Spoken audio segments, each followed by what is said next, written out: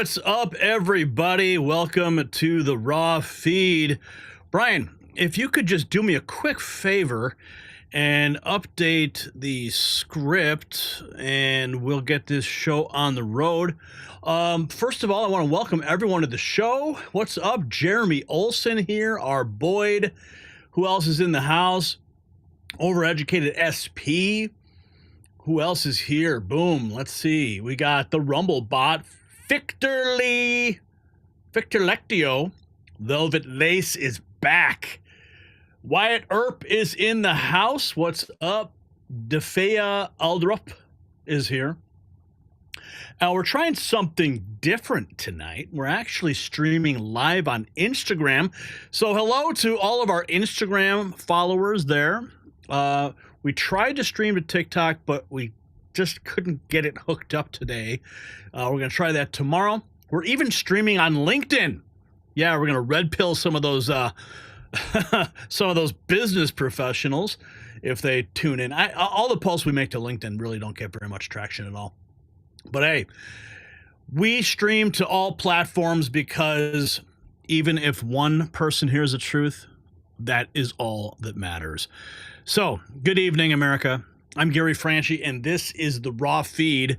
Today marks Donald Trump's historic 113th day since reclaiming the White House, and what a day it has been.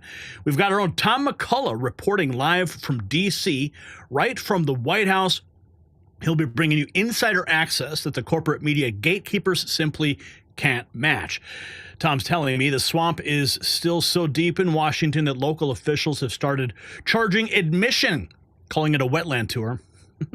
The only endangered species they're protecting are career bureaucrats terrified of actual accountability.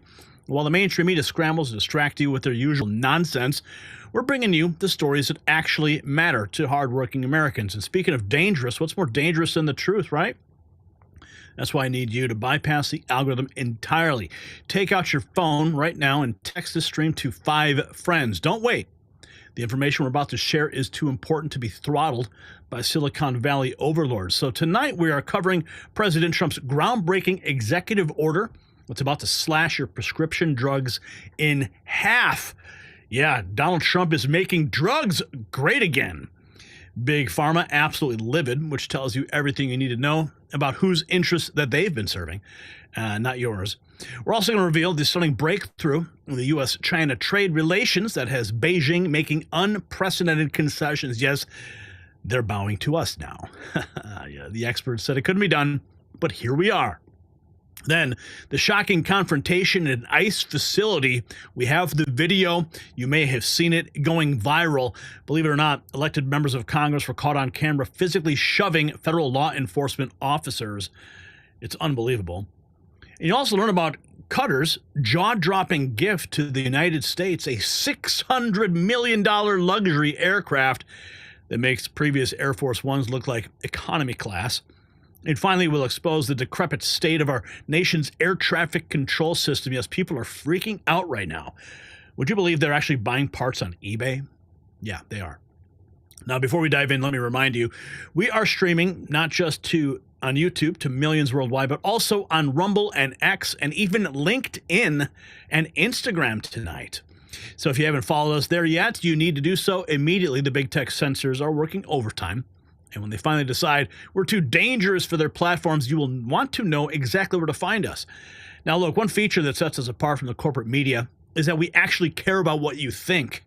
That's why we have the live chat going on. Now, tonight, throughout the broadcast, we'll be reading your super chats and your Rumble rants between segments. And maybe if you sneak in a couple now before the show begins, we're going to feature them on the screen for the world to see, because your voice matters here, unlike on those other networks.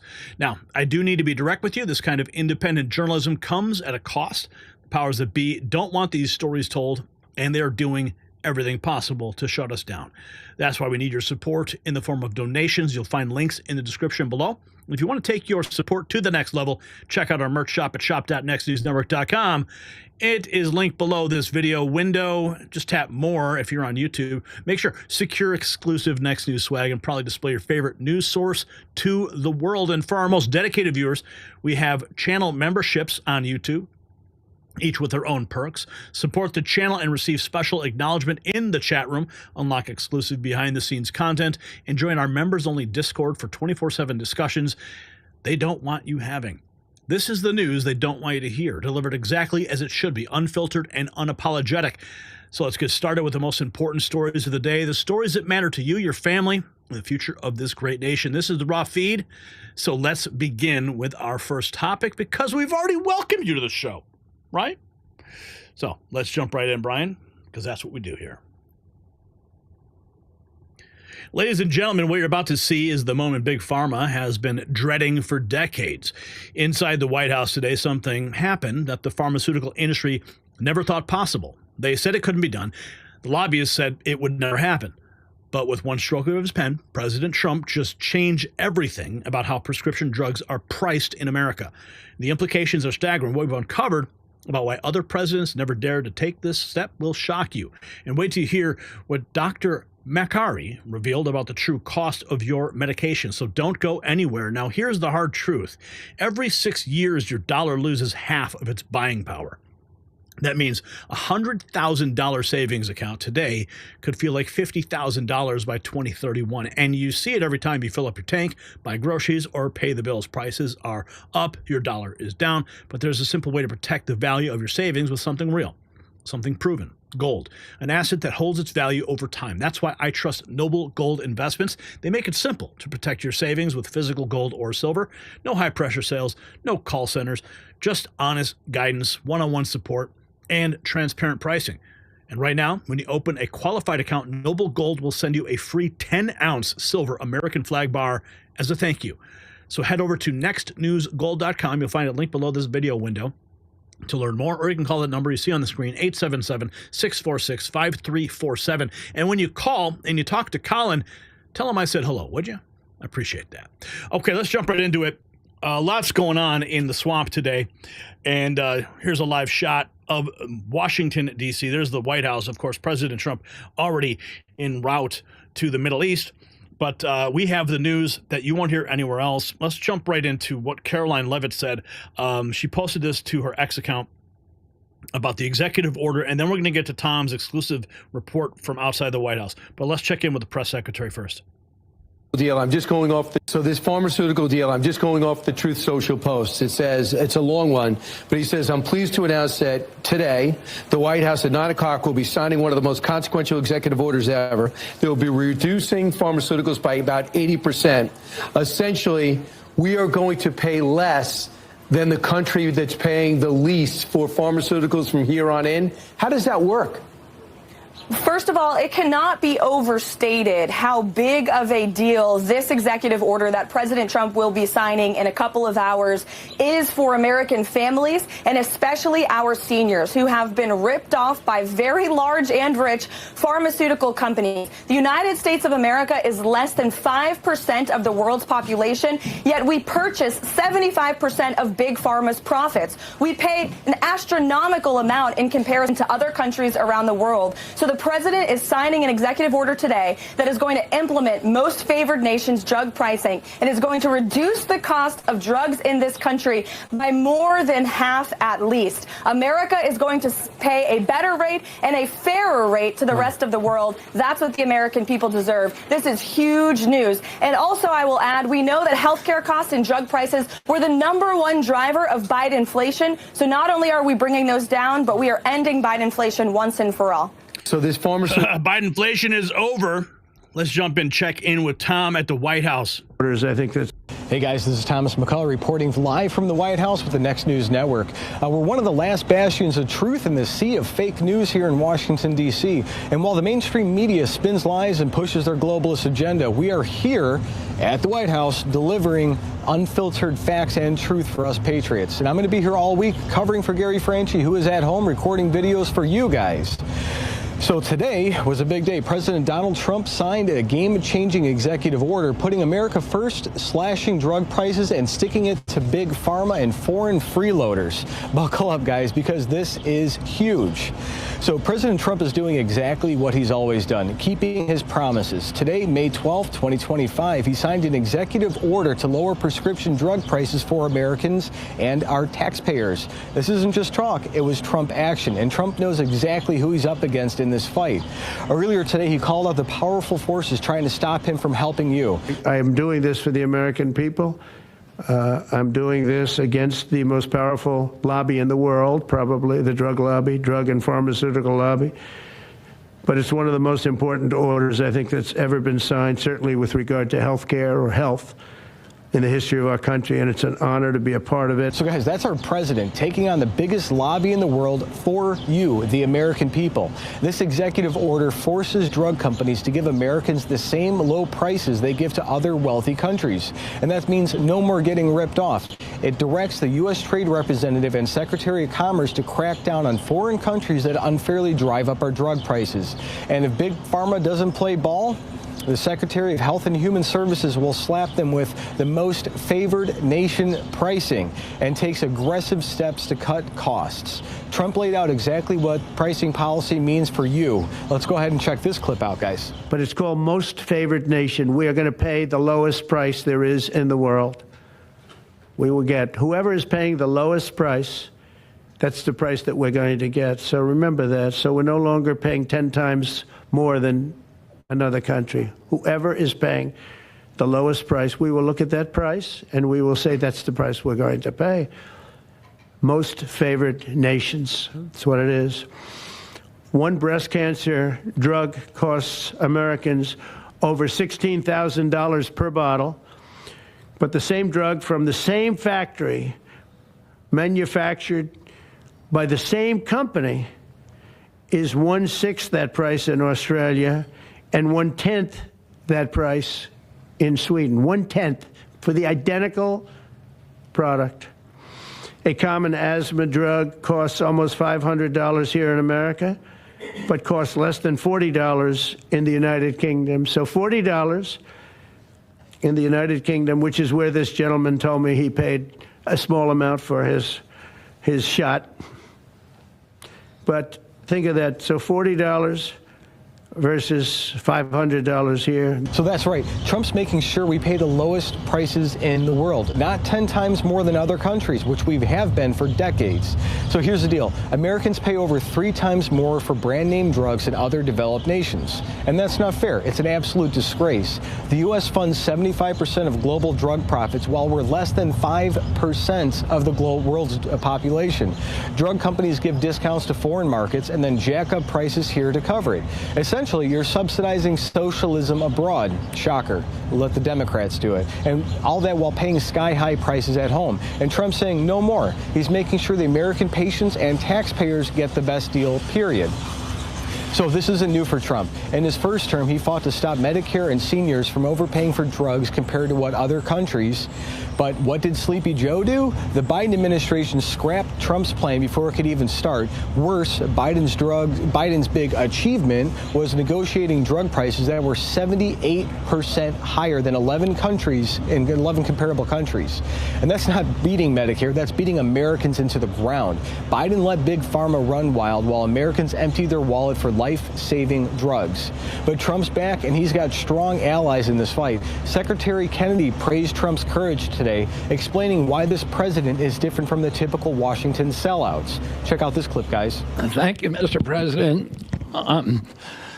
This is an extraordinary day. This is an issue that, I grew up in the Democratic Party, and every major Democratic leader for 20 years has been making this promise to the American people. This was the fulcrum of Bernie Sanders' runs for presidency, that he was going to eliminate this discrepancy between Europe and the United States.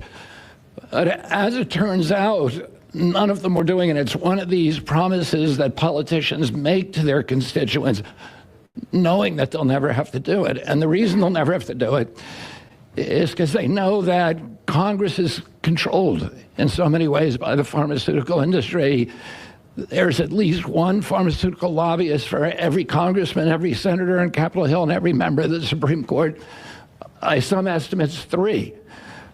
Pharmaceutical companies, the industry itself spends 3 times what the next largest lobbyist spends on lobbying. So this was an issue that people talked about, but nobody wanted to do anything because it was radioactive. They knew you couldn't get it by Congress. We now have a president who is a man of his word, who has the courage. President Trump was taking money from the pharmaceutical industry, too. I think they gave you $100 million. Yeah. But he can't be bought, unlike most of the politicians in this country. And he is standing here for the American people. I don't know what, there's writers like Lord Elizabeth Warren or Robert Reich who are saying that President Trump is on this side of the oligarchs. There has never been a president more willing to stand up to the oligarchs than President Donald Trump. And I'm very, very proud of you, Mr. President, for your courage, I'll say, because I don't want to be crude, your intestinal fortitude, your stiff spine, and your willingness to stand up for the American people. We have 4.2% of the world's population. Our country represents 75% of the revenues for pharmaceutical companies. We spend in our country $1,126 per capita on drugs. In Britain, they spend about $240.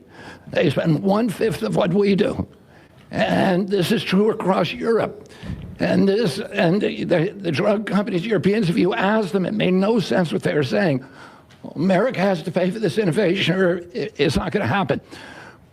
President Trump is saying to our European partners is you got to raise the amount that you're paying for those drugs and pay for your share of the innovation. That the United States is no longer subsidizing that. If the Europeans raise the price of their drugs by just 20%, that is $10 trillion that can be spent on innovation, and the health of all people all across the globe is going to increase because we're going to have better products. So I'm just so grateful to be here today. I never thought that this would happen in my lifetime. I have a couple of kids who are Democrats, are big Bernie Sanders fans. And when I told them that this was going to happen, they had tears in their eyes because they thought this is never going to happen in our lifetime. And we finally have a president who's willing to stand up for the American people. And you heard it. Trump cannot be bought. That's why he's the leader we need. And Dr. Oz from the Centers for Medicare and Medicaid Services called this executive order historic. He didn't hold back on why this moment is so big for Americans. Let's go ahead and check this clip out. This is the most powerful executive order on pharmacy pricing and health care ever in the history of our nation. And it's only happening because we have a president with the fortitude, the guts to stand up to the withering criticism and lobbying that's going to occur as soon as folks hear about the executive order. So on behalf of the child in Philadelphia who's got an autoimmune disease with a $1,000 a month drug, or the older woman in Los Angeles who's on a blood thinner who can't afford her copay, I want to thank President Trump. God bless you for having the guts to take on this industry. Thank you, sir. Thank you very much. So let's talk about the details a little bit. And this is primarily about equalization, as President Trump said. It's about fairness. Think of NATO as a metaphor. When President Trump said, you've got to pay a little more so it makes sense for all of us, they came up. And the European countries contributed. The same thing we believe will happen in this situation. Most people who have thought about this process agree that it is patently unfair to tolerate the numbers that Secretary Kennedy and President Trump have reflected to you. On this chart to my left is a list of the 10 drugs that were negotiated in the IRA. Again, this is the bill, the law, that regulates a negotiation process. This is the best price that was able to be obtained by the Biden administration.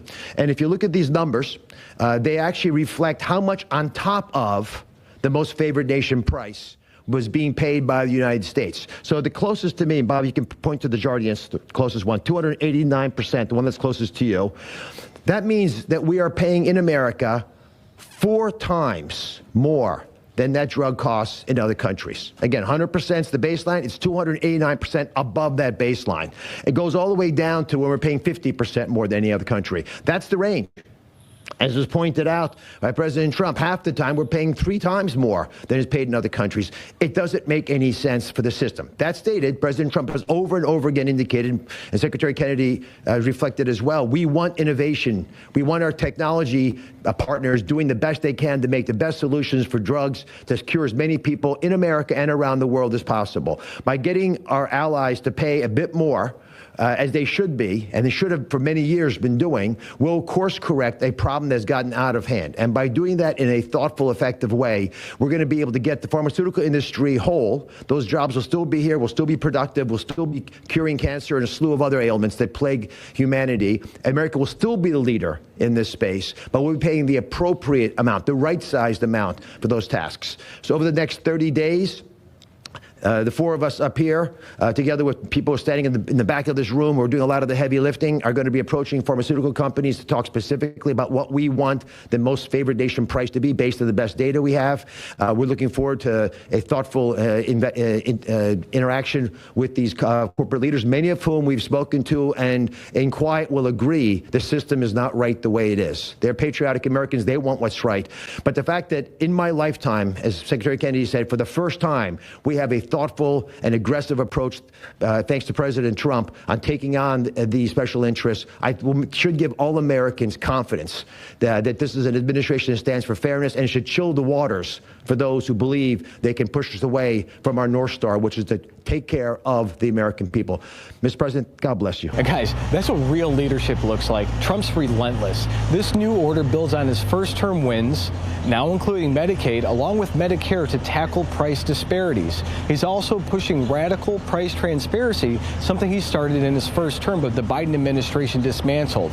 And this is what you're paying for. Just last week, Trump signed another executive order giving massive discounts to low-income patients. Another great thing, boosting generic drugs and making it easier to import cheaper medicines. This man does not stop. He's fighting for you, the forgotten American, against a system rigged by globalists and corporate elites. So let's talk about why this matters. Trump himself said it best. Our citizens pay massively higher prices than other nations for the same exact pill, from the same factory, effectively subsidizing socialism abroad with skyrocketing prices at home. He's right. We're spending billions to give cheap drugs to other countries. While you're choosing between medicine and groceries, that ends now. Trump's executive order is a middle finger to Big Pharma and to foreign freeloaders who've been riding America's back for too long. So speaking of fighting back, right before Trump jetted off for the Middle East today, he had some heated exchanges with the fake news media right here in the Oval Office, about 200 feet to my left. These so-called journalists from the legacy networks try to trip him up with their gotcha questions, but Trump, he wasn't having it. One reporter from ABC tried to spin a ridiculous story about Trump's new jet, and guess what Trump did? He shut it down fast. Let's go ahead and check this out, guys. Mr. President, what do you say to people who view that luxury jet as a personal gift to you? Why not leave it behind? You're ABC fake news, right? Why not? Only ABC. Well, a few of you would. Let me tell you, you should be embarrassed to ask him that question. They're giving us a free jet. I could say, no, don't give us. I want to pay you $1 billion or $400 million or whatever it is. Or I could say, thank you very much. You know, there was an old golfer named Sam Snead. Did you ever hear of him? He won 82 tournaments. He was a great golfer. And he had a motto: when they give you a putt, you say, thank you very much. You pick up your ball and you walk to the next hole. A lot of people are stupid. They say, no, I insist on putting it. And then they putt it and they miss it. And their partner gets angry at them. You know what? Remember that, Sam Snead. When they give you a putt, you pick it up and you walk to the next hole and you say, thank you very much. Respectfully, sir, as a businessman, some people may look at this and say, have you ever been given a gift worth millions of dollars and then not received it? It's not a gift to me. It's a gift to the Department of Defense. And you should know better, because you've been embarrassed enough, and so has your network. Your network is a disaster. ABC is a disaster. That is how you handle the fake news. Trump called them out. for their lies, their bias. And let me tell you, it was glorious. We love Trump. The fake news squirmed as Trump laid bare their agenda. And that's why they all hate him. They hate Trump because he has no problem telling them exactly where to shove it. And they can't handle that. So we were here covering, getting ready to cover his departure, reporting the real story while the mainstream media scrambled to spin their nonsense.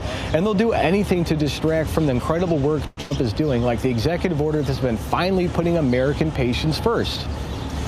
So let's not forget the bigger picture here. Trump is delivering on his promises to stop Big Pharma from overcharging hard-working Americans. He's building on his first-term wins, like making drug prices transparent and getting seniors better deals. Now with this new order, he's expanding that fight to include Medicaid, cracking down on foreign countries that freeload off our innovation, and making sure drug companies can't keep playing these dirty games. And this is about fairness, it's about putting America first, and about making sure you can afford the medicine you need without breaking the bank. The globalists and their media lapdogs want to keep you in the dark, but Trump's shining a light on their scams and fighting for you guys. He does this every day, and this is exactly what I voted for. Guys, my name's Tom McCullough, reporting from the White House. God bless all of you. Hey guys, this is Thomas McCullough reporting live from... That was Tom at the White House. Thank you for filing that report for us, Tom. Let's take another look at some of the moments from that exchange in the Roosevelt Room.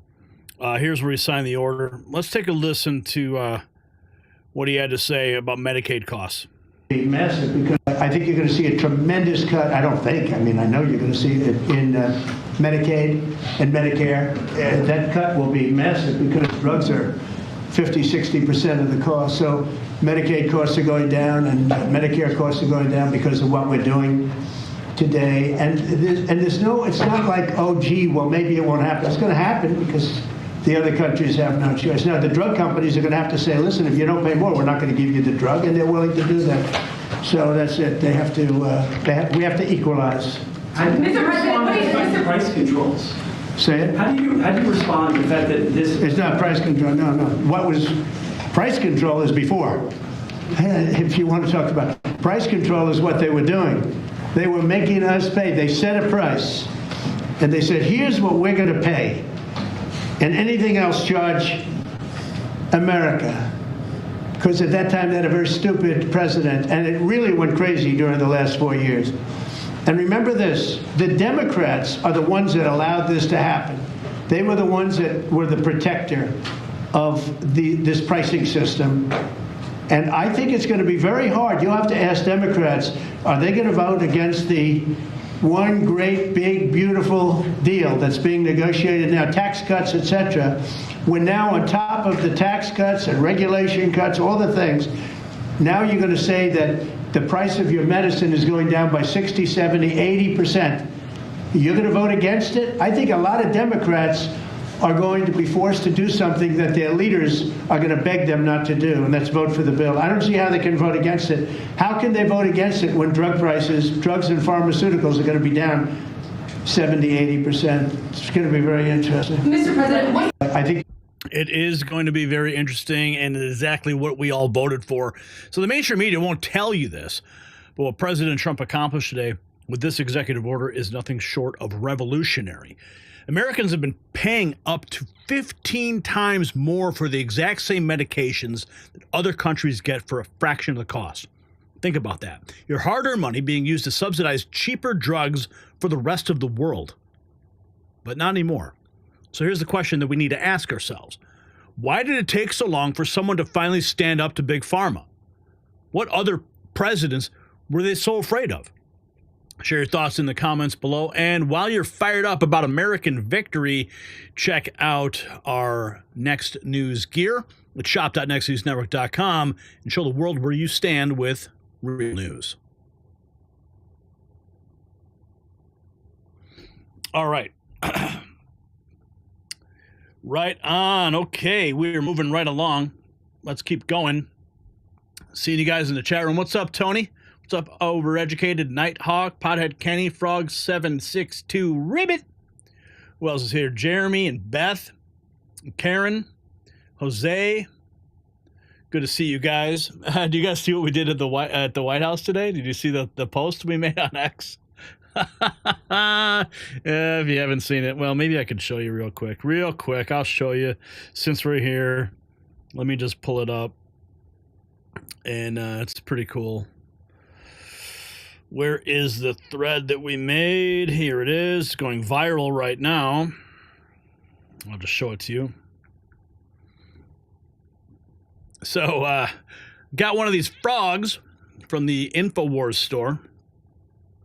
And we decided to put them all over the White House.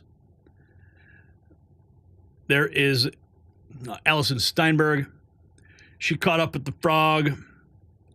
We put him everywhere. He infiltrated the White House. West Wing entrance breach. The plush sentinel poses outside the Oval Office demanding pure water for America. No more phytochem cocktails that warped his frog cousins. Globalists beware. The amphibian audit is here and he's keeping score. Check out the full thread. And it's got like 72,000 hits already. Wow. Alex reposted it. Alex called me and said that he is going to be doing a full story on it tomorrow at InfoWars. So keep your eyes open for that. He also asked me to file some reports for him the next time I'm in D.C. I said, okay, yeah, we can do that. We can work on that for sure. Okay, let's get into the mix with this next report.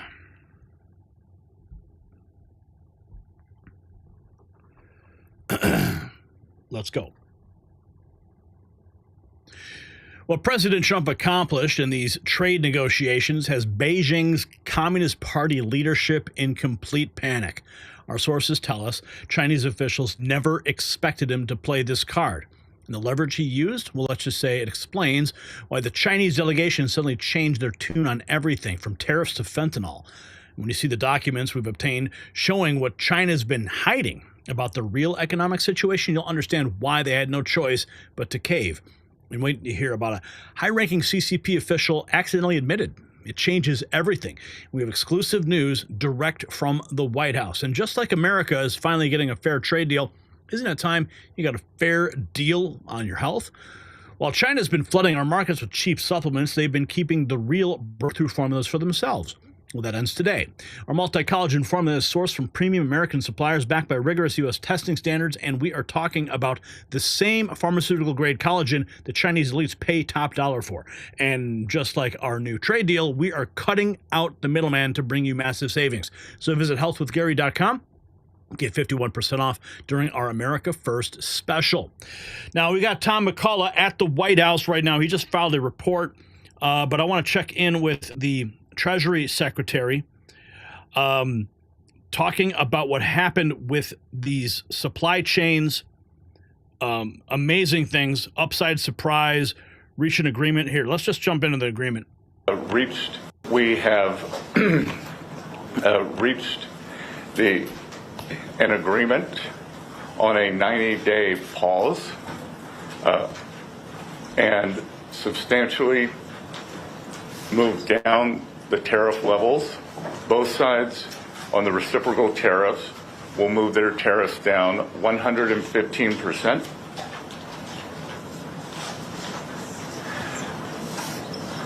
We had very robust discussions. Both sides showed great respect. It was a chance for me to meet the Chinese delegation. The vice premier, I had previously had only a video call with. Ambassador Jameson was familiar with two of the other leaders on the delegation from his previous time. So there was very good personal interaction. Both countries represented their national interests very well. We concluded that we have shared interest, and we both have an interest in balanced trade.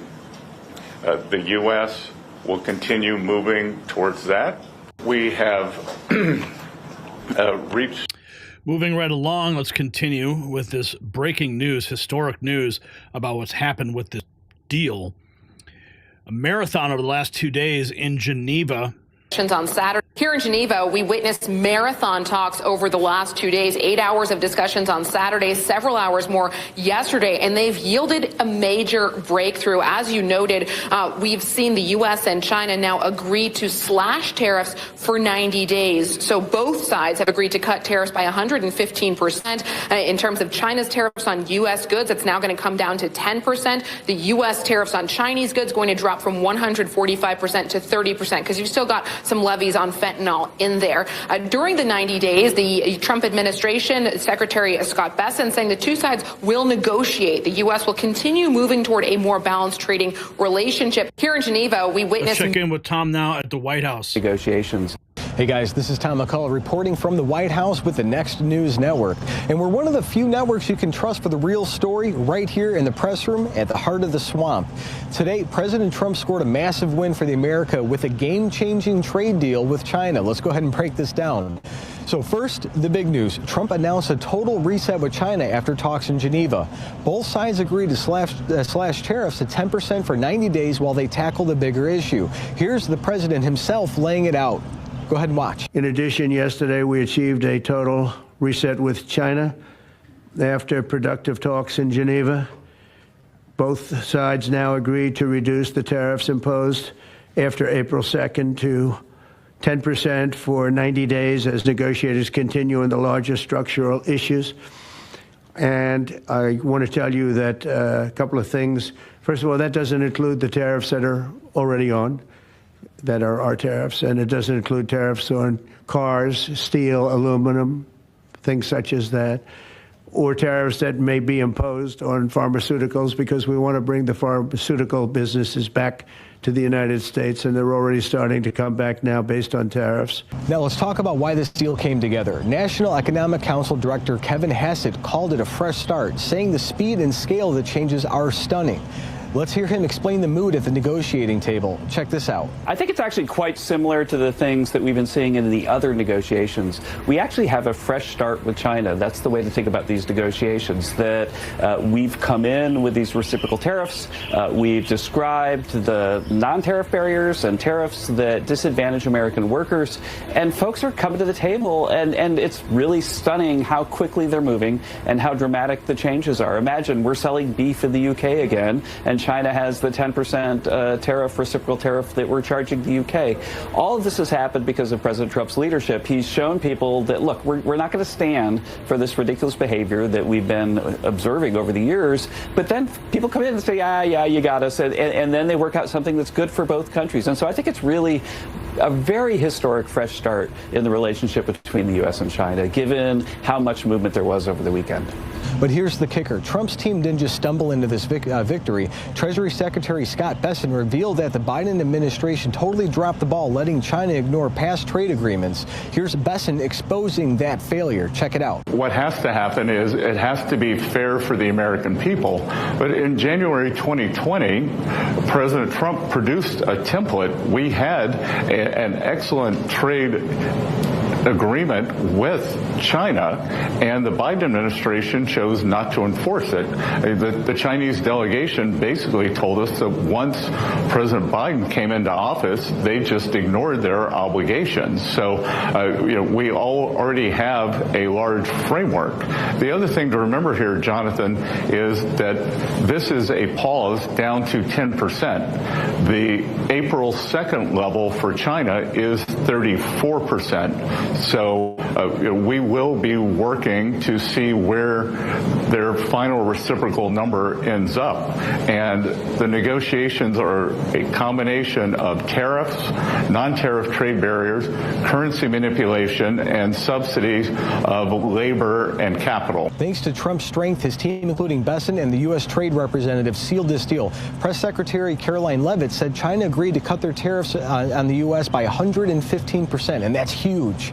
Let's hear her break it down. Check this out. This is an extraordinary first step in the right direction. And thanks to the strength of President Trump, Secretary Bessent and Ambassador Greer were able to cut this initial deal with China. China agreed to reduce their tariffs on the United States by 115%. They also agreed to continue having discussions about opening Chinese markets to American-made products and goods. And they also agreed to continue seriously discussing the grave impact that Chinese-produced fentanyl is having right here in the United States and our people. So this is a great first step for the American public, and Secretary Bessent, Ambassador Greer, and of course President Trump will continue negotiations with China so we can hopefully inevitably get to a fair and comprehensive big trade deal. Now let's get to the strategy behind this. Bessent explained that this deal is part of a smart move to protect America's manufacturing hit hard by what he calls the China shock.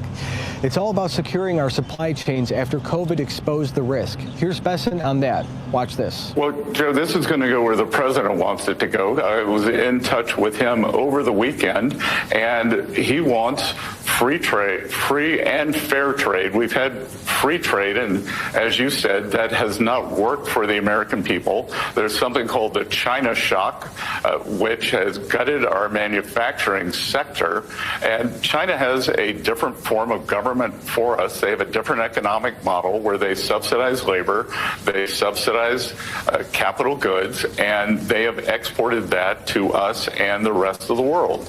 We have put up tariffs to push back on that, so it will be a matter of what is the equilibrium level on tariffs and also getting China to open their markets for American companies, because China actually has a low tariff regime, but it is the non-tariff trade barriers that can be the most difficult to overcome. So we will be focusing on the non-tariff trade barriers and the subsidies, and the idea that China can become more open to American business, and the things that are sold into the U.S.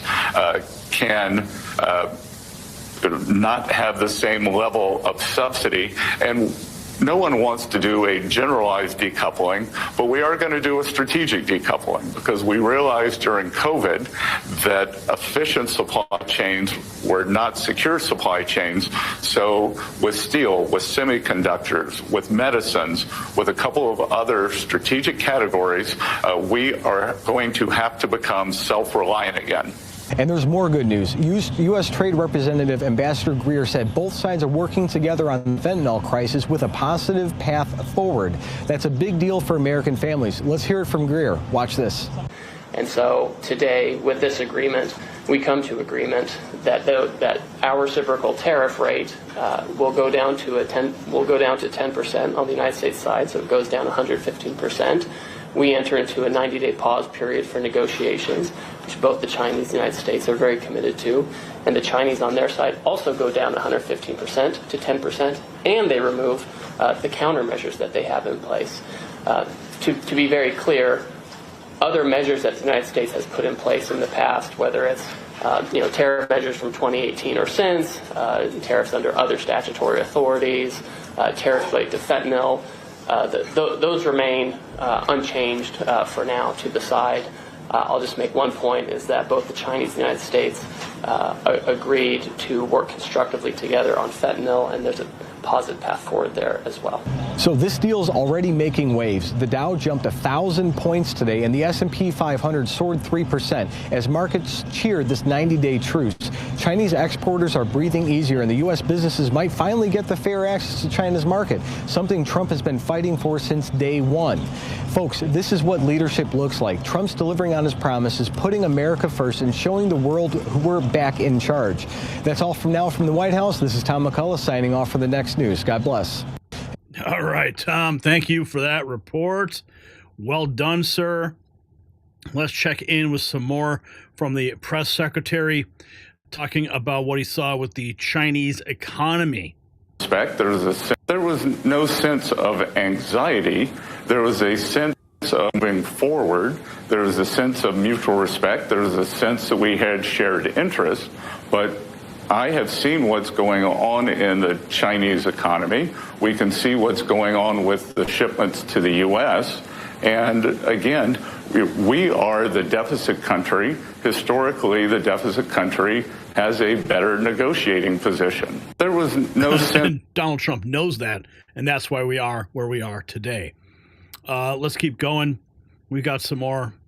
This is, let's see, all the president's objectives will be cut. Here, this is Hassett talking about the president's objectives. A sketch of we're really, really pleased with the progress. The Ways and Means Committee is going to have a mark probably Tuesday where they put everything on the table. They've got a sketch of a deal right now, and we're highly confident after communicating with Chairman Smith that all of the president's top objectives are going to be in the bill. And then after that, we expect by Memorial Day it'll pass in the House, and then it'll go on to the Senate and hopefully be there by the 4th of July. And literally everybody thinks that could happen. There's not a lot of disagreement left in either the House or the Senate. And so we're super optimistic that this is going to be probably not only the biggest tax bill ever, but the best designed and the fastest achieved. Think about it. Have you ever seen anything move this fast? It's really astonishing. We're really, really not in Washington, D.C., that's for sure. Here is Howard Lutnick talking about the tariffs. I think the point that the president makes with his tariffs is that America has a $1.2 trillion trade deficit. That means other people are selling us goods that more than we are selling them. And that's just not balanced. It's not fair. We're losing $1.2 trillion a year, of which directly and indirectly to China, that's about $1 trillion. You know, China sells goods to Vietnam. Vietnam repackages them and sells them to us. So the idea is the president wants balanced and fair trade, and tariffs are the tool to create balanced and fair trade. It's just unsustainable for $1.2 trillion to be exported to the rest of the world, meaning our money is going to the rest of the world. It's building them up, and over time, it's taken us down, and the president's here to fix it. So that's what he's trying to do with his tariffs. I think the point that the... Let's see, we've got some more from the Commerce Secretary. I think the point that the president makes with his tariffs is that America has a $1.2 trillion trade deficit. That means other people are selling us goods that more than we are selling them. And that's just not balanced. It's not fair. Sorry, I think I played that clip already. Hang on. Leave it to him. The talks in Switzerland with us and China, you have said, listen, this is going to take potentially dozens of talks. What can you tell us about managing expectations on a timeline when something could come together? Well, Secretary Bessent has made it clear one of his objectives is to de-escalate. You know, 145% and 125% are really, those are kind of tariffs where you're not trading with each other. So he's there to see if we can reset the conversation, and he's at it right now. So I'm going to leave it to him of how he deals with it. But that's the objective, to de-escalate. So let's be clear about what we just witnessed here, of course, in Geneva. For decades, China has played the global trade system like a fiddle, but today the game ended. 115% tariff reduction isn't just a number, it's a complete reversal of decades of economic abuse, and their commitment to stopping fentanyl, well, that's something no previous administration could achieve. So here's what we need to ask ourselves. If this kind of deal was possible all along, why did previous administrations let China walk all over us? What were they really getting out of it? Who profited? Drop your thoughts in the comments below. And speaking of winning, why don't you check out our Next News gear at shop.nextnewsnetwork.com. It's linked down below, and show the world where you stand with the real news.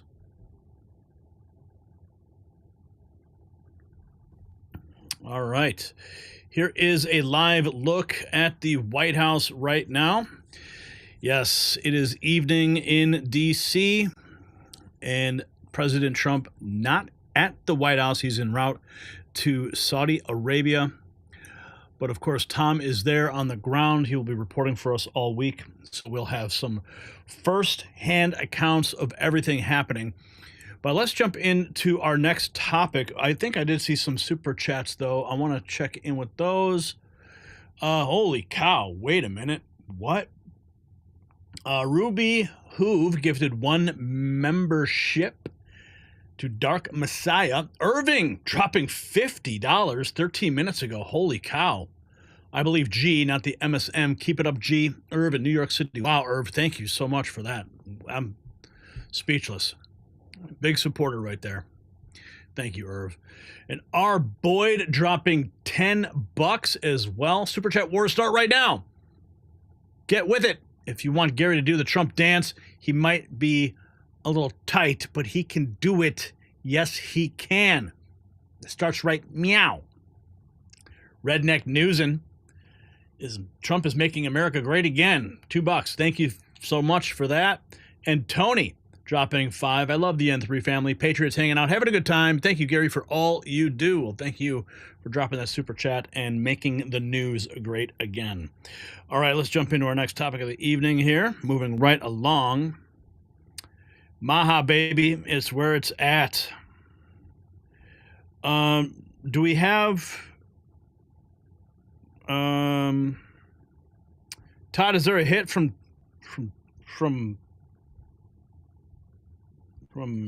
Tom in this clip? Todd? Wyatt Earp, get dancing, brother.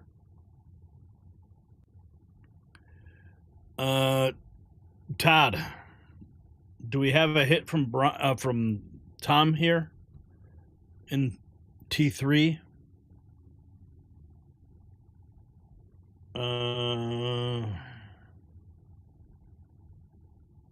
I gotta text you now.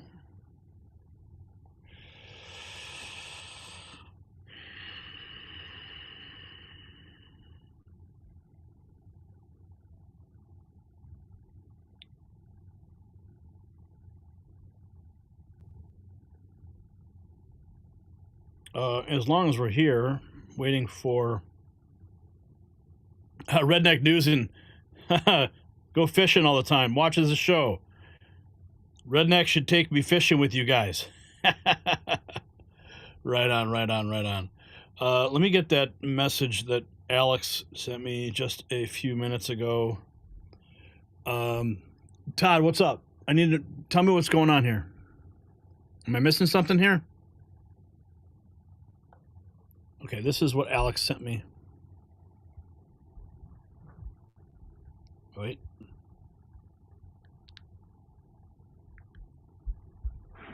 I'll do a whole story on it tomorrow, buddy. Thanks.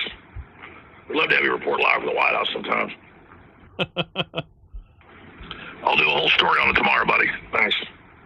We'd love to have you report live from the White House sometimes. I told him, I said, yeah, next time I'm there. You got it. Okay, I'm in T3, Maha 513, which would be, today is Monday the 12th, so why am I looking at T13? Okay, that's my problem. I tried explaining this to you the other day. When you start adding stuff, then it gets pushed to the top and I get confused. So I don't know where I'm at right now. Hello? See, yeah, because, God. T3 ice. Thank you. Yeah, let's not do that anymore. Okay? Okay, let's... What? You right, but I went into the 513 folder because it was at the top of the bookmarks. Yes, I can hear you. So do you understand why I'm confused? I know, but when you add stuff to the folders for when you work ahead, anything you add gets to the top of the folder and gets pushed to the top of the bookmarks. So then when I open bookmarks, I just see T3 and I just jump to it. And I start wondering why it doesn't line up with what I'm going to be reporting on. Yes, but I just want you to understand why I'm confused. Okay. The chaos that unfolded at the ICE facility in Newark today goes far deeper than what the mainstream media is showing you. While they focus on surface-level confrontation, we've uncovered what these Democrat lawmakers were really trying to prevent from coming to light. What drove them to such desperate measures? Well, sources inside tell us there's much more to the story. And when you hear what one congressman accidentally revealed on a hot mic, well, let's just say this all goes to all the way to the top. What happens next will certainly shock you. And just like our brave ICE agents who stand firm against mounting pressure, your body needs strong support when facing daily challenges. But here's what the medical establishment doesn't want you to know about pain management. While they push their agenda, there's a breakthrough solution they're trying to suppress. This revolutionary turmeric formula, developed by a leading immigration medical officer, is changing everything that we thought we knew about inflammation. Same solution, keeping our frontline agents in peak condition. Visit goldenrevive.com/NNN to discover why the establishment fears this natural solution. All right, we got a lot of news to get into here. You probably saw the video of that mayor getting arrested and Democrats screaming at ICE agents. Take a look at this.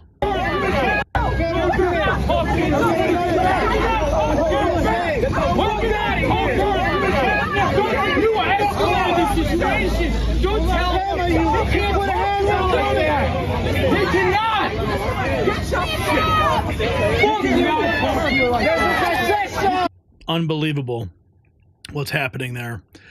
Here we have Nashville's mayor says ICE is harming the community, so he'll be establishing a program to help illegals use taxpayer dollars. In Tennessee. Safety. This is a tough moment, and I am heartbroken that today many of our neighbors in Nashville are experiencing fear over family separation rather than the safety we all deserve. The trauma inflicted on families is long-lasting, and I'm doing everything in my power consistent with applicable law to protect anyone who calls Nashville home. What's clear today is that people who do not share our values of safety and community have the authority to cause deep community harms. Immigration enforcement is a federal responsibility. MMPD officers are not ICE. What's clear is that federal and state authorities are intent on enforcing immigration law. Their approach is not our understanding of what a Nashville for all of us looks like, and we're grateful to our community partners who make all of our residents feel welcome. We'll be launching a new fund called the Belonging Fund. We want to make sure that the immigrant community in this town knows that we have their back, and the fund will raise dollars that'll support the needs of our immigrant community, especially those who've been affected by the ICE raids yesterday, providing funds to support childcare, transportation, housing assistance, food insecurity, and really anything else that they need. You can tell this is a first-of-its-kind fund supporting our immigrant and refugee community in moments of crisis, which have been many in that community over the past several weeks. And it will be online today, cfmt.org/belonging. Federal agents smoked a cigar just feet away from the crowd. ICE has not said who was taken into custody, why they were detained, nor were they where they were going. Do you guys feel good about this? Like, are you happy to be taking families apart? After Saturday into Sunday morning's ICE crackdown in South Nashville, his sister, who is undocumented and wants her identity hidden, says she is shattered. She tells me he's from Honduras and has worked in the United States for 5 years. THP says troopers made several arrests for outstanding warrants and that, quote, illegal guns and drugs were also recovered, including from individuals suspected of gang affiliation, end quote. Now, we got Tom McCullough on the ground at the White House, filed this report about the Democrats storming the ICE facility. For the worst of the worst.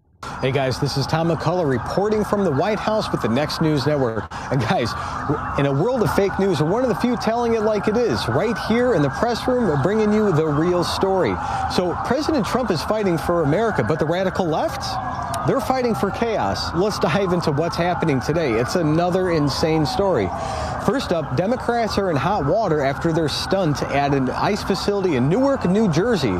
On Friday, a group of Democrat lawmakers, Bonnie Watson, Coleman, Rob Menendez, and LaMonica McIver, stormed the Delaney Hall Detention Center with Newark's Mayor Ras Baraka. Baraka got arrested for trespassing, and now the Department of Homeland Security says more arrests are coming for these so-called leaders. Fox News broke it down, calling it Democrats gone wild at DHS, and they're not wrong. Let's go ahead and check this out. It was a very tense situation. It unfortunately did not have to be like that. They created that confrontation. They created that chaos. So did your agents create this confrontation? Absolutely not, Lawrence. They were just simply doing their job and trying to keep the facility safe. Body slamming, body ramming, striking an officer, pushing, shoving, whatever you want to call it. It sure looks like assault. People should watch that and decide for themselves. There's no place for that, especially members of Congress. It is so beneath them to be treating law enforcement like this, our brave law enforcement. We thank them for keeping that facility safe and keeping Americans safe every single day. So, Tricia, they later got a tour of the facility. What happened once they received a tour? Did they see anything that was wrong? Well, Lawrence, you'll probably remember that part of the reason that they were protesting apparently is because they were saying we didn't have the right permitting, we didn't have the right inspection, which is absolutely false. We had all the right permitting, all the right fire code inspection, electrical inspection, safety inspection. But in a press conference afterward, just showcasing that they want their 15 minutes of fame, they actually said that the conditions in the facility were quite good and up to snuff. So it's pathetic, and we won't stand for this in this administration. We're not playing games with the safety of our law enforcement. So here's the thing, folks. These Democrats weren't there to help Americans. They were campaigning for the worst of the worst. I'm talking about MS-13 gang members, murderers, and other dangerous criminals locked up in that facility. DHS says that over 75% of the detainees there are felons. Some are even suspected terrorists. But the left, they'd rather protect those thugs than you and your family. It's disgusting. Let that sink in. Here's a moment they stormed in, putting our agents at risk. Let's go ahead and check this out. The Trump administration is warning there could be more arrests after 3 House Democrats attempted to push through ICE agents and enter a New Jersey immigration detention center on Friday.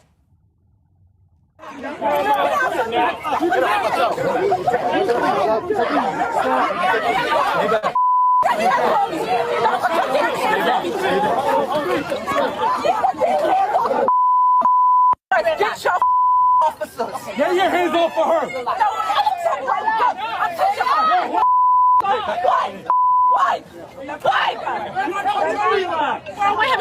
he just assaulted me.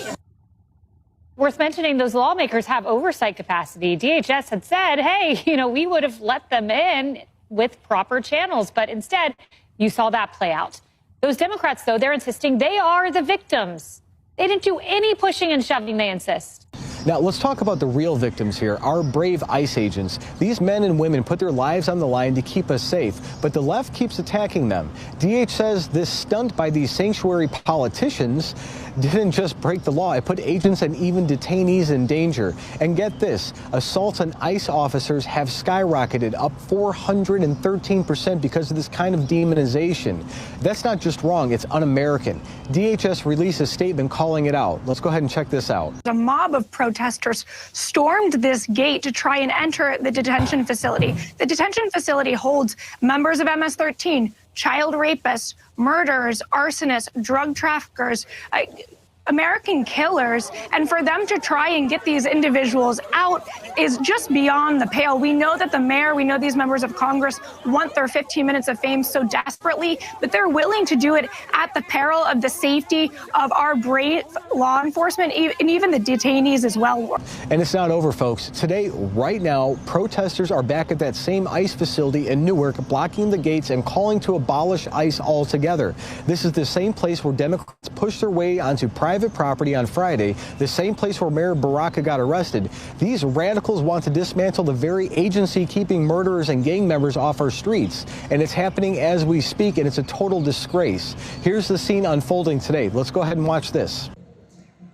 Okay, so there are protests happening at the ICE detention facility in Newark, New Jersey. You might have heard about this place because on Friday, the mayor of Newark, New Jersey got arrested right here after they say he was trespassing.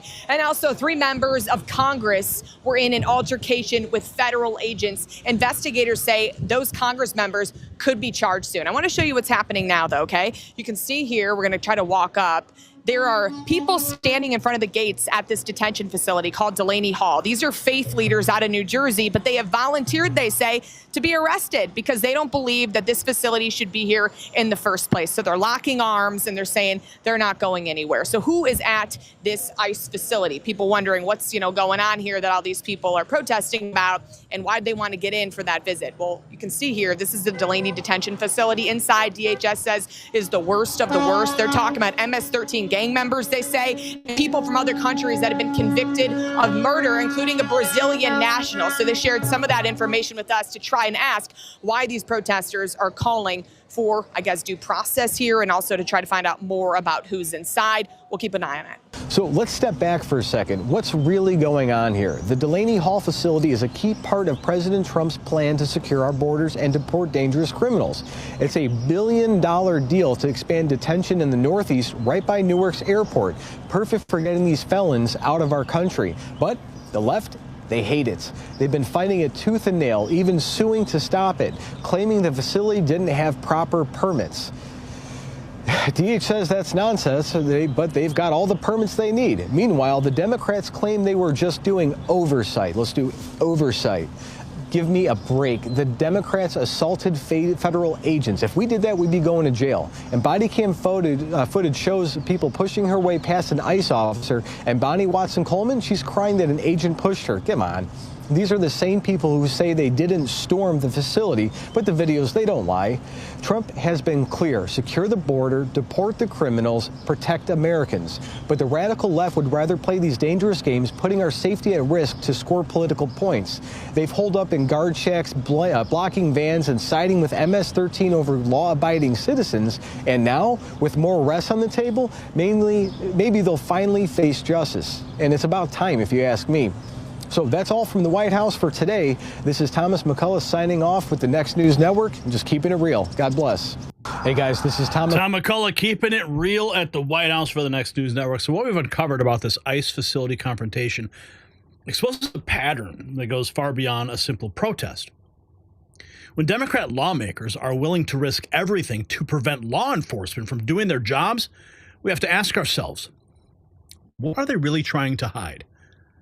What kind of virtue signaling is this? And here's what every American needs to consider. Why would elected officials physically interfere with federal agents unless they had something massive to lose?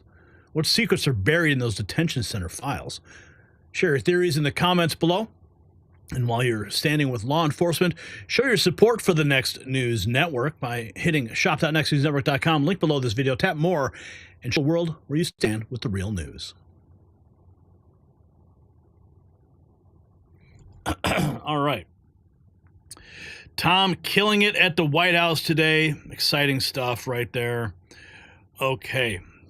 Did you hear about this new jet Qatar is gifting Donald Trump and the administration, the government? I'm sure it's gonna need some serious retrofitting and maybe some bug proofing. Let's get into the topic. Okay, Brian needs a moment. Goat Biscuit. I need them to open Alcatraz, even if it's just for TV. I need to see it. Wyatt Earp, you're welcome. I had to update my payment information. Vicky. More defending police crap illegal behaviors by adult delinquents. Tom McCullough, right there. Thanks, Gary. Standing on the shoulders of a giant. Wow, thank you, man. Yeah, Tom does a great job when he's in the White House. Certainly does. When a member of Qatar's royal family walked into the State Department, nobody expected what would happen next. The offer they put on the table is sending shockwaves through Washington's power corridors. Why would one of the world's richest nations suddenly make this unprecedented move? Well, we've got some information that hints at something much bigger brewing beneath the surface. In the timing of the gesture, the specific details of what's being offered and who tried to keep it quiet, it all points to something that the Biden administration never wanted you to know about. So prepare to be stunned. And just like Qatar's pressure on global aviation, your blood pressure needs expert attention. But here's what the medical establishment isn't telling you about international travel and cardiovascular health. While elite diplomats and royal families use specialized supplements to maintain peak performance at 40,000 feet, everyday Americans have been kept in the dark until now. This breakthrough formula, the same one used by international flight crews, is finally available to the public. So don't let high-altitude travel compromise your health. Visit boostwithgary.com and get up to 40% off our diplomatic travel package. Let's get right into it. We got Tom McCullough on the ground at the White House with exclusive information about this gift that President Trump has been offered. But let's check in with the press secretary first. Worked out, but the Qatari government has graciously offered to donate a plane to the Department of Defense. The legal details of that are still being worked out, but of course, any donation to this government is always done in full compliance with the law, and we commit ourselves to the utmost transparency, and we will continue to do that. Do you worry that if they give us something like this, they want something in return? Absolutely not, because they know President Trump and they know he only works with the interests of the American public in mind. The Qatari government has... So let's dive into this here. Ed Krasenstein says, corruption in plain sight. President Trump's reportedly accepting a gift, a bribe of a super luxury Boeing 747-8 jumbo jet from the royal family. Check this out. So here's some, this is what it looks like. This is the jet. 747-8 from the, wow, it has 4,786 square feet. A massive jet. I guess these are some of the photographs from inside. I'm sure President Trump would love the opulence that this would provide. Let's keep taking a deeper look at what we have here. Okay, this is Trump confirms the DOD is receiving a super luxury Boeing 747-8 as a gift free of charge from the Qatari government to replace the aging Air Force One. Do we have any more pictures from this thing? This in $600 million Boeing 747 private jet. Trump's new gift is a fully loaded luxury model Bizliner jumbo jet. Cost $400 to $600 million, 186-foot long cabin, circular staircase, real marble floor, chandelier, 30-person lounge, all handcrafted seating. Already massive. What you're looking at isn't just an airplane. It's 8,000 square feet of airborne luxury that burns through 13,000 gallons of fuel every hour. That's more fuel in one trip than your car will use in 10 years. So let's dive right into it. The cabin. The standard Boeing 747 is already massive, but these dimensions take on new meaning when you're not sharing with hundreds of other travelers.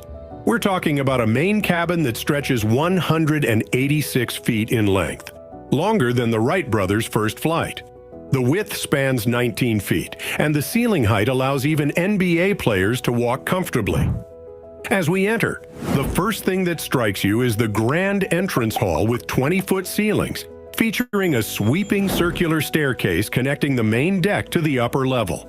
The marble flooring, yes, real marble, specially treated to minimize weight, creates an immediate sense that you've entered somewhere special.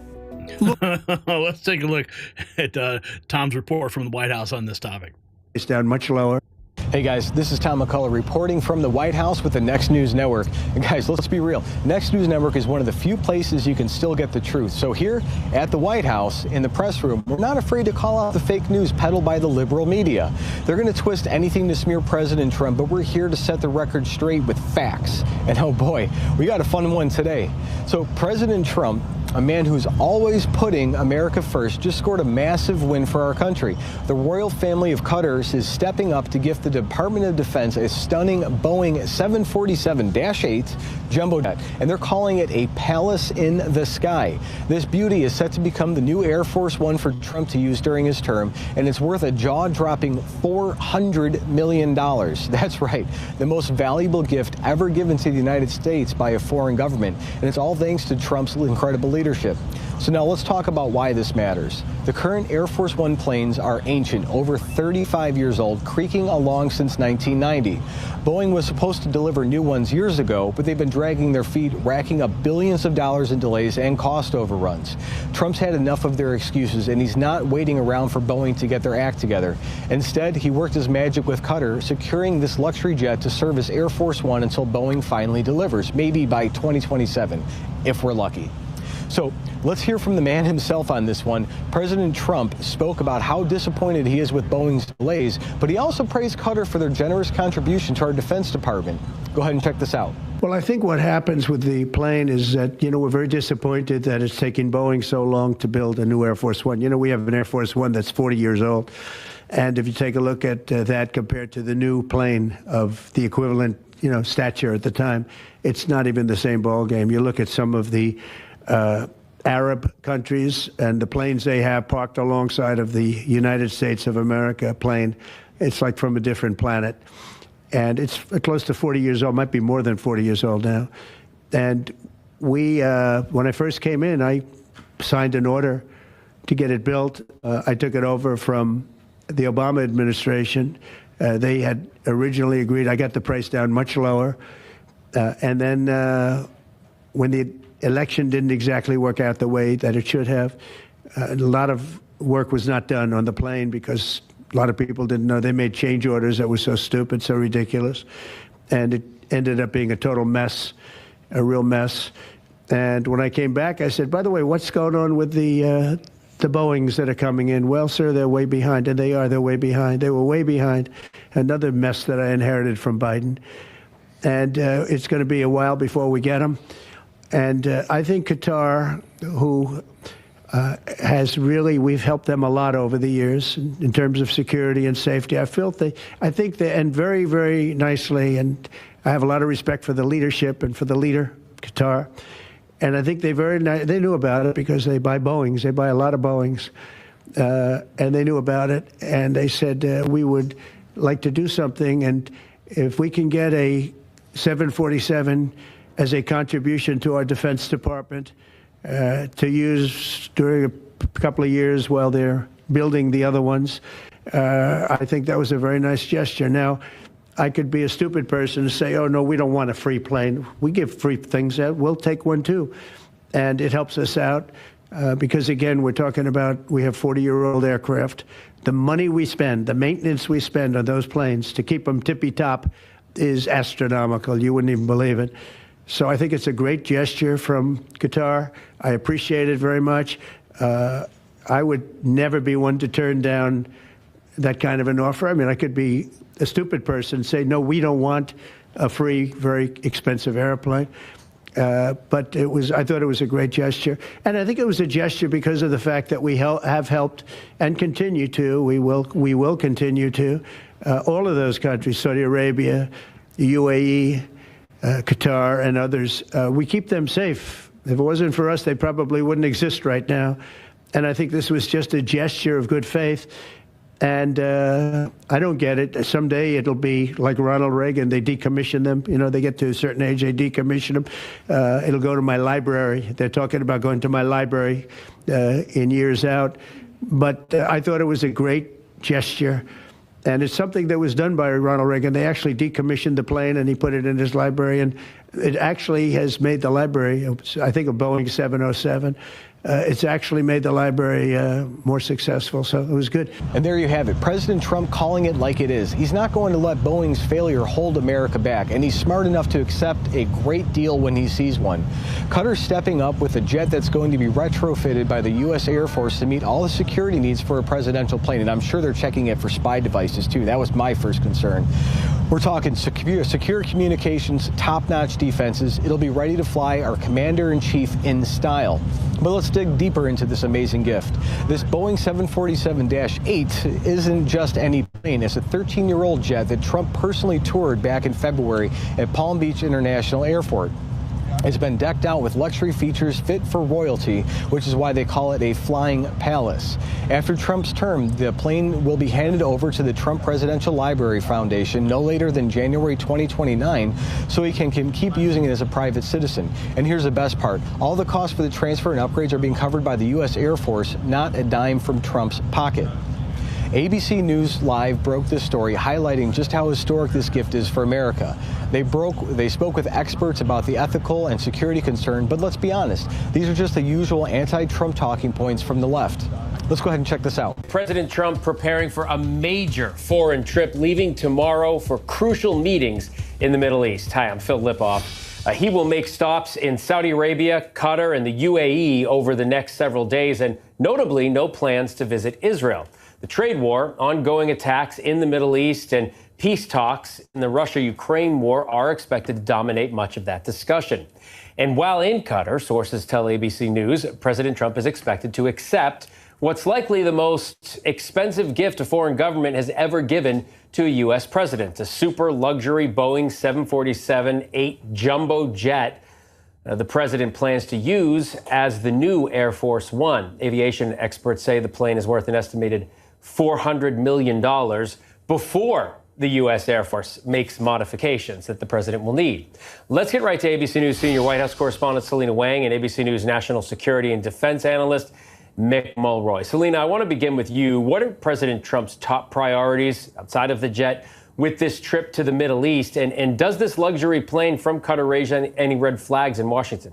Yeah, well, Phil, first of all, the fact that the president is choosing Saudi Arabia as the first major foreign trip of his second term just signifies this growing political and economic relationship between the U.S. and Saudi Arabia under the Trump administration. You'll remember that Saudi Arabia was also where President Trump had chosen to take his first foreign trip in his first term. And he's once again breaking tradition by skipping over America's closest neighbors. Now, this does come as the Gulf has played a critical role in mediating conflicts around the world, including the war in Ukraine, with Saudi Arabia serving as a venue for separate U.S. talks with both Russia and Ukraine. This also comes as the Trump administration is trying to make progress when it comes to the humanitarian crisis and the war in Gaza. Now, when it comes to that luxury plane, it certainly raises questions about whether or not it's legal for the Trump administration and ultimately the Trump Presidential Library Foundation to accept such a valuable gift from a foreign power. But sources are telling us that both the White House and the Department of Justice have concluded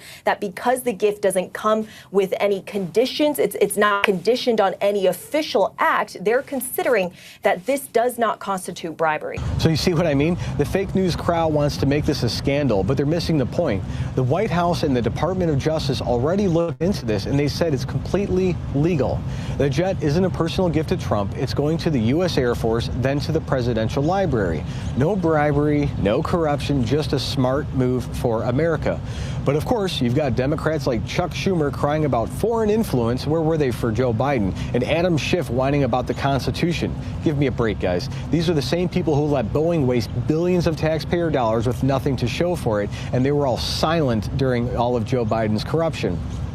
Trump's frustration with Boeing isn't new, folks. Back in 2018, he signed a deal with them to deliver a new Air Force One plane by 2024, but they have nowhere close to being finished. The company's lost over $2 billion on this project, and now they're saying 2027 at the earliest. Trump even brought in Elon Musk to try and speed things up, but Boeing's still a mess. That's why Qatar deal is so brilliant. It's a temporary fix that doesn't cost the American taxpayers a penny.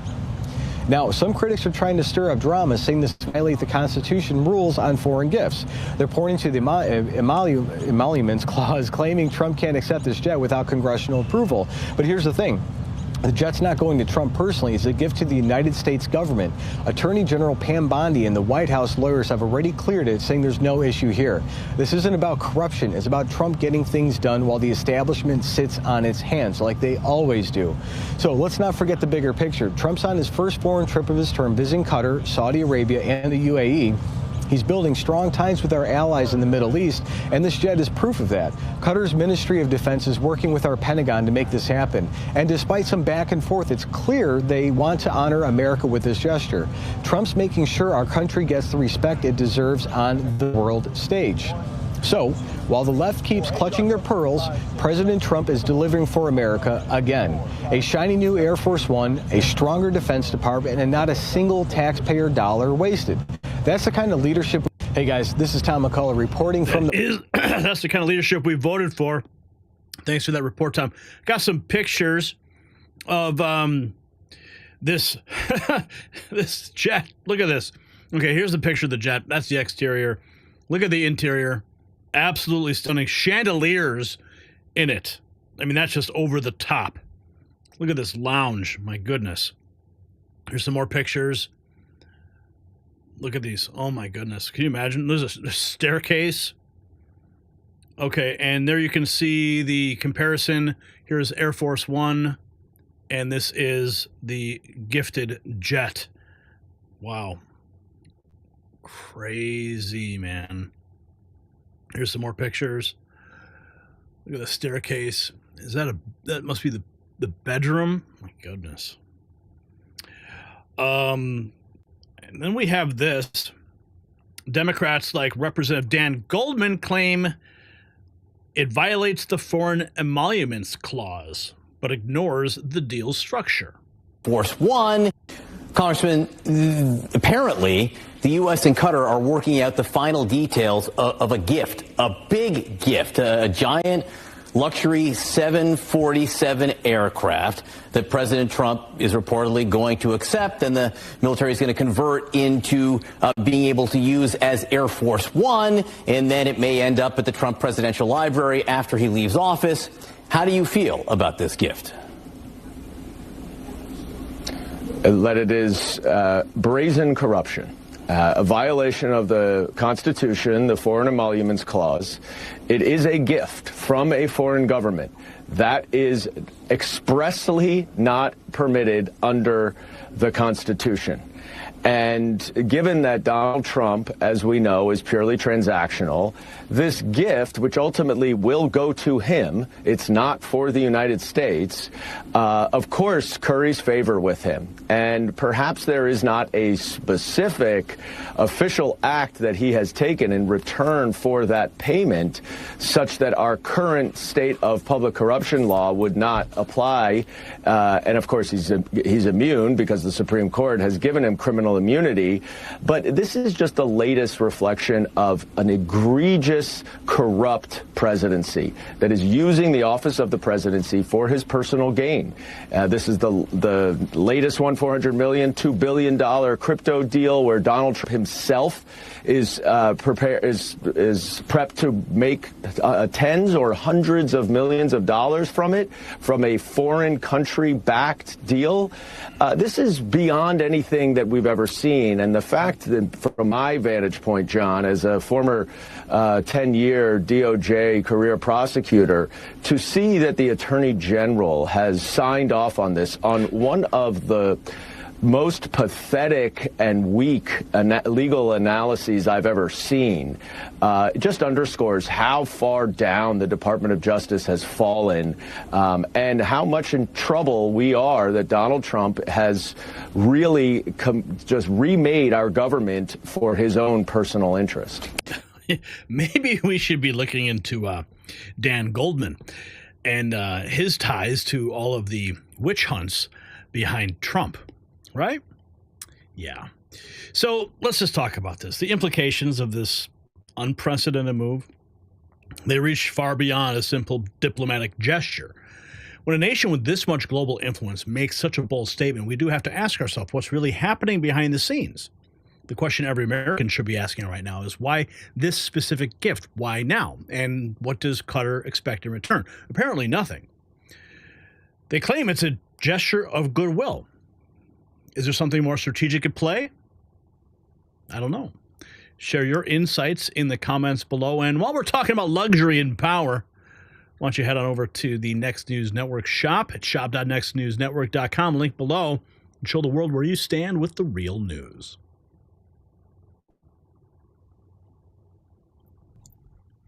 All right. I think that's pretty cool. Sweep it for bugs, though, for sure. Vicky has become a member. Welcome to the family. And Craig just gifted a membership to Velvet Lace. welcome to the family. Let's keep going right along. We've got our next topic of the night, and we have this chaos in the skies.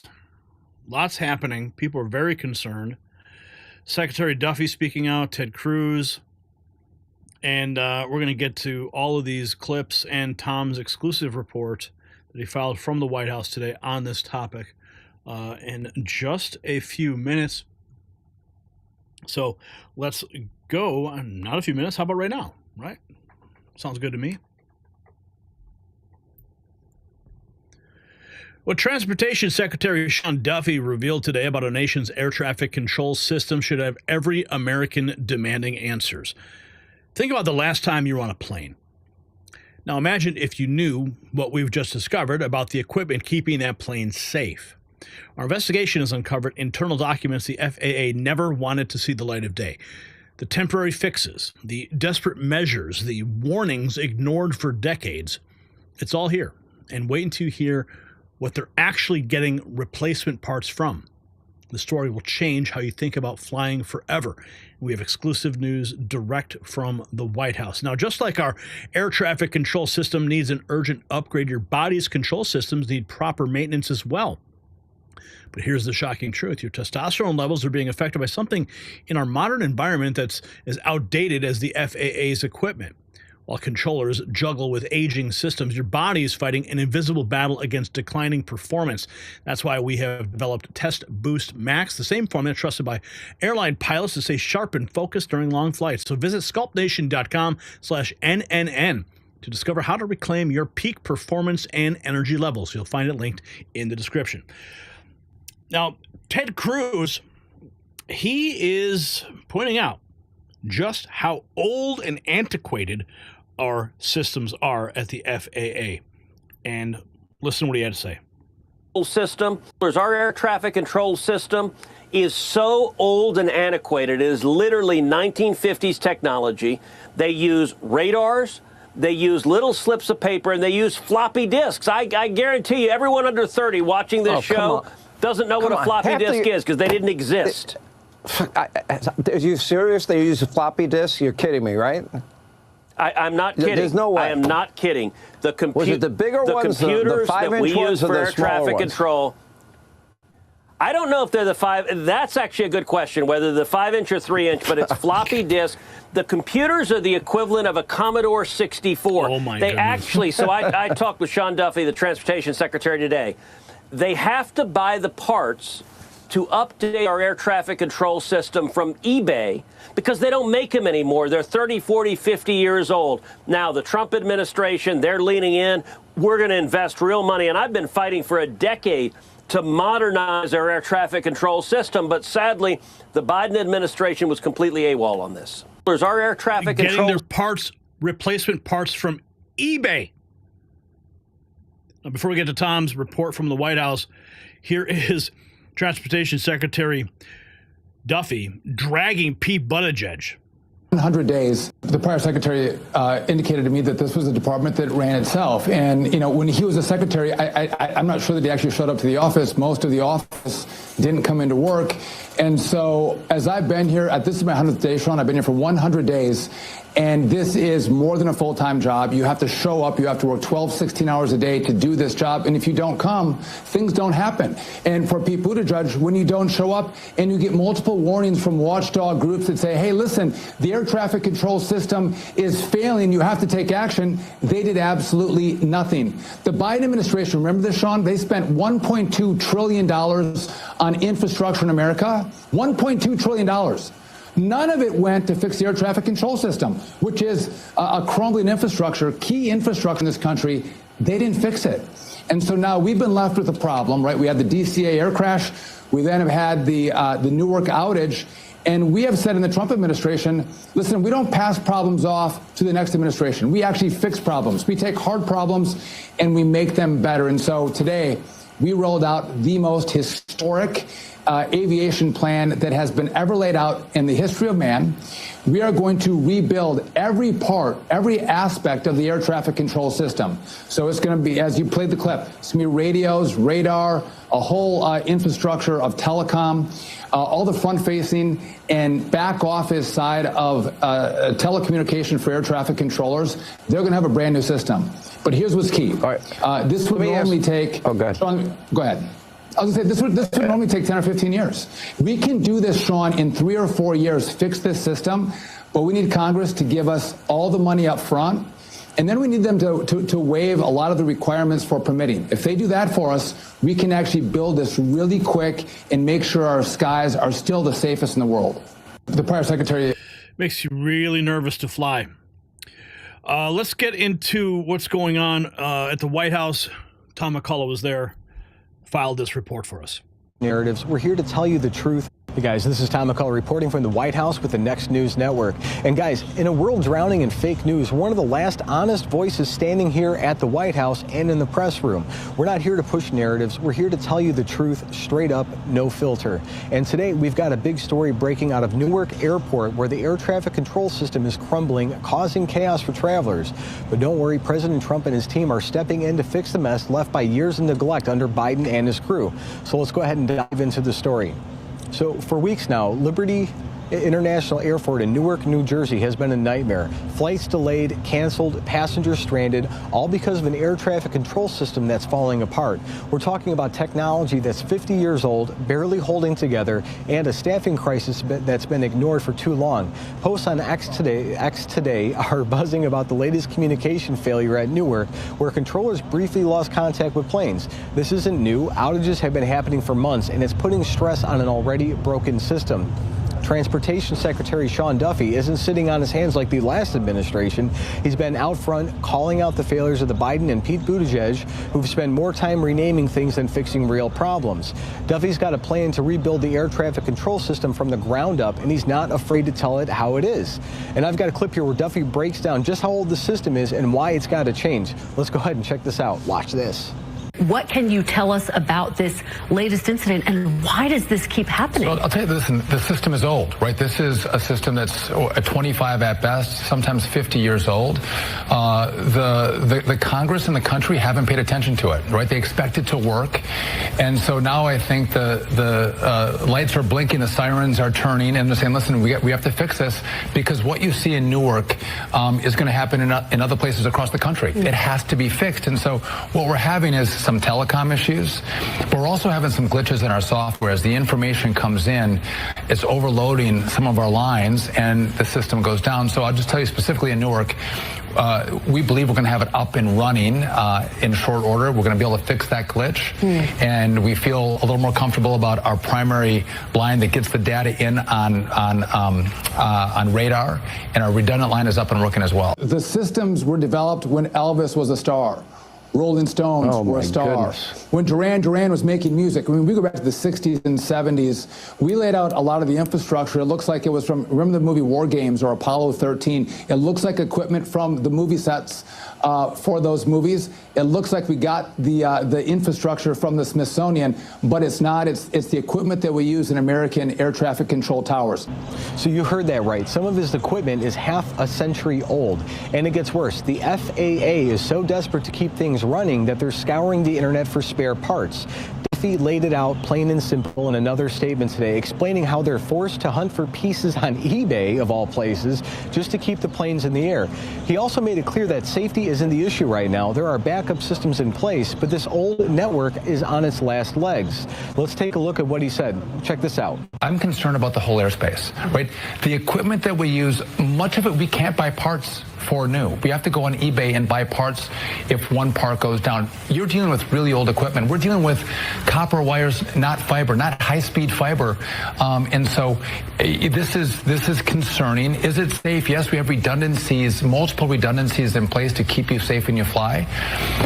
But we should also recognize we're seeing stress on an old network, and it's time to fix it. Bottom line, is it safe to fly in the United States right now? We are the safest airspace. for sure. And traveling by air is way safer than any other mode of transportation, which is why I take it, my family takes it.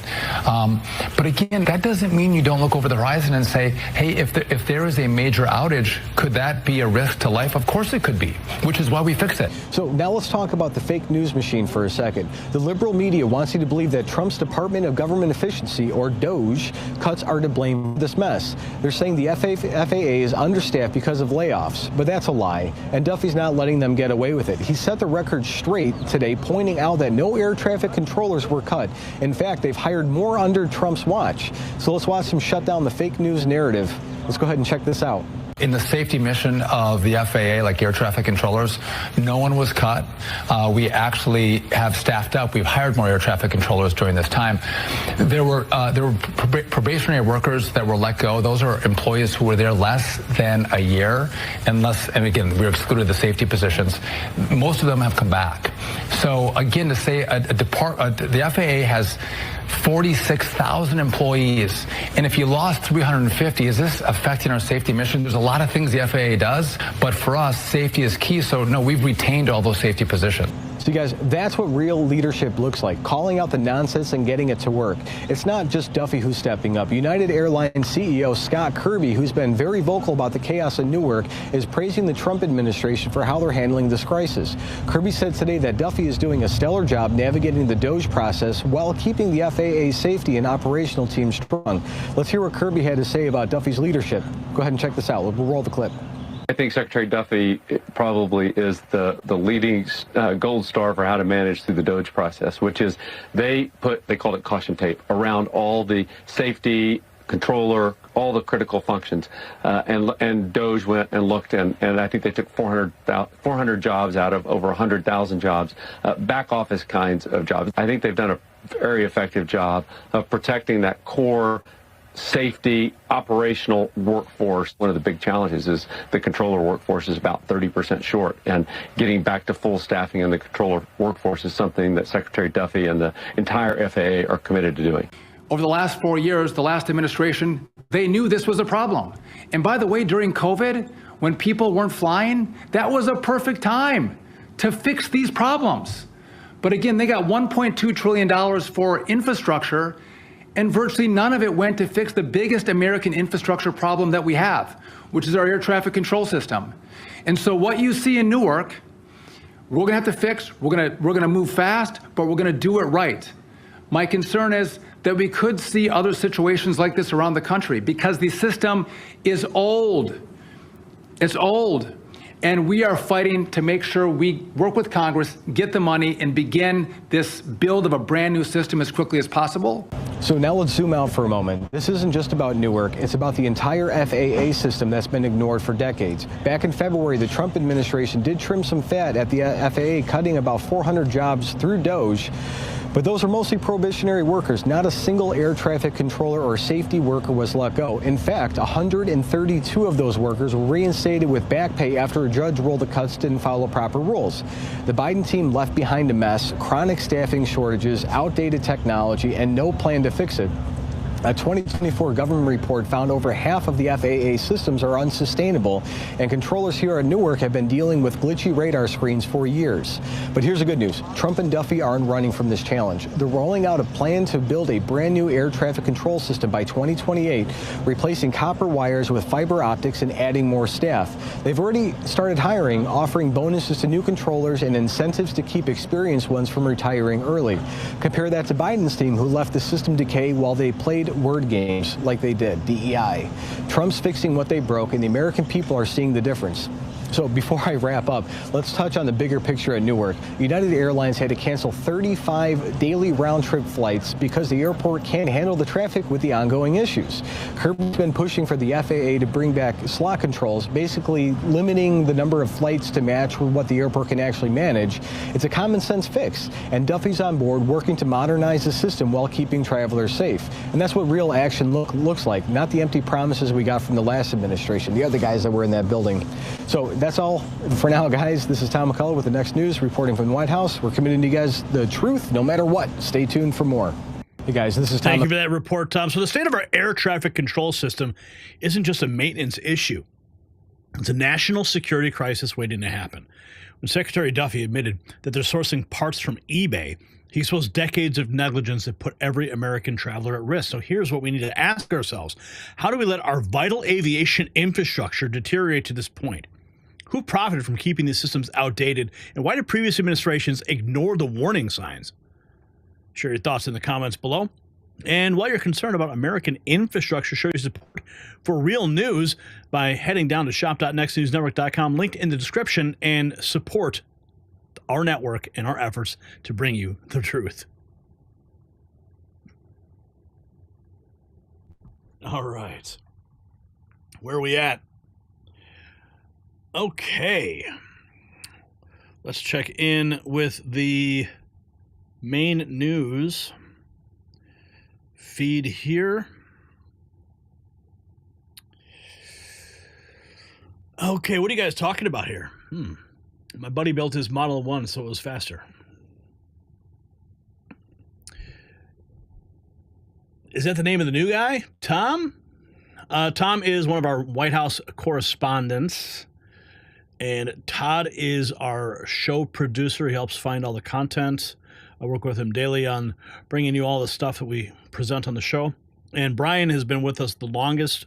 I don't know, how long has it been? 20 years I've known Brian, I think. And Brian is the backbone of the operation with all the technical production elements, making the show move and hum across all the platforms that we publish on. Okay, so let's take a look at some of, let's see, what's going on here. Teach a man to fish. You feed him for a day. Deport a man, you never have to feed him again. Oh man, that's rough.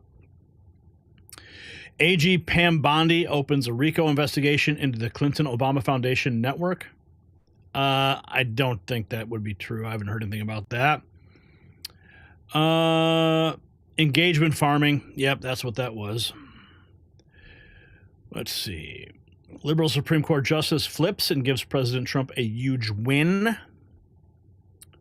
Falcon 9, 7 minutes ago, launched 26 Starlink satellites to orbit from California.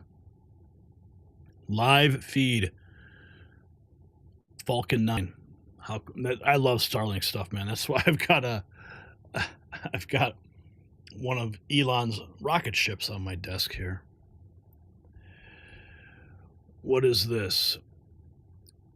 Tuttle Twins TV. Cheers. SpaceX, the next explosion. Did you know that SpaceX cheers when their unmanned multi-million-dollar rockets explode?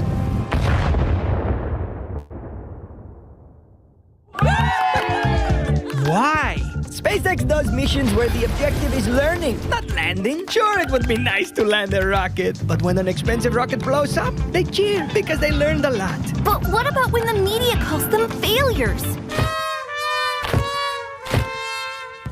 Instead of listening to clickbait journalists, they listen to the data, fail forward, and embrace the process.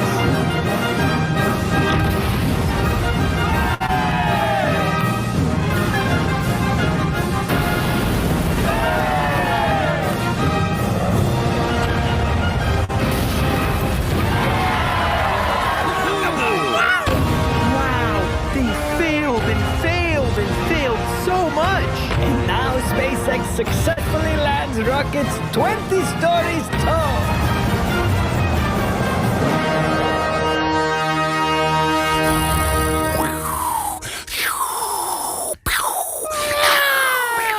No.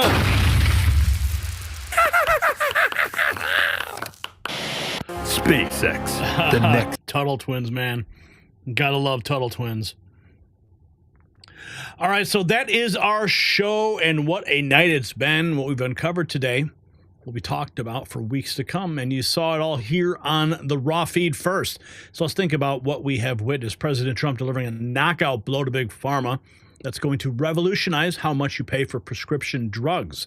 The pharmaceutical industry never saw it coming, but you did because you're here with us. Then we expose the truth about what really happened in those Geneva trade talks. China finally meeting America on our terms, 115% tariff reduction that's going to reshape global commerce. And their commitment to the fentanyl crisis, well, that is just the beginning. We pulled back the curtain on that ICE facility confrontation in Newark. While the mainstream media tries to spin their narrative, you know the real story now. You know what those Democrat lawmakers were trying to prevent from coming to light. And how about Qatar's jaw-dropping gesture? $600 million aircraft that's got Washington insiders scrambling to connect the dots. The timing, the implications, you heard it here first. And finally, the shocking truth about our air traffic control system. Secretary Duffy's revelation about buying parts on eBay should have every American demanding answers. But you're ahead of the curve because you're part of the Raw Feed family. Speaking of family, I want to thank all of our incredible supporters tonight. Your super chats and Rumble rants keep this show going strong. So shout out to everybody. Wyatt Earp and Tony and Redneck Newsen, R. Boyd, Irving Sanguinetti, all you guys for your contributions. You guys are making a difference. And of course, to Thomas McCullough, reporting live from the White House. Your insights tonight were invaluable. This is what real journalism looks like, Patriots.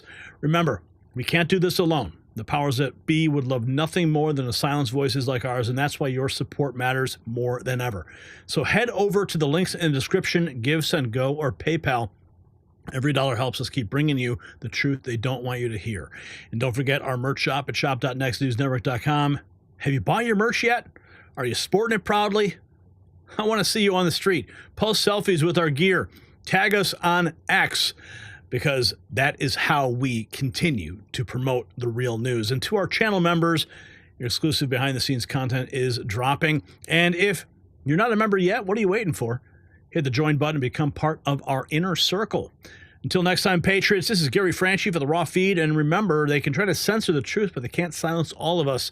Stay vigilant, stay informed, and most importantly, stay free. Good night, America.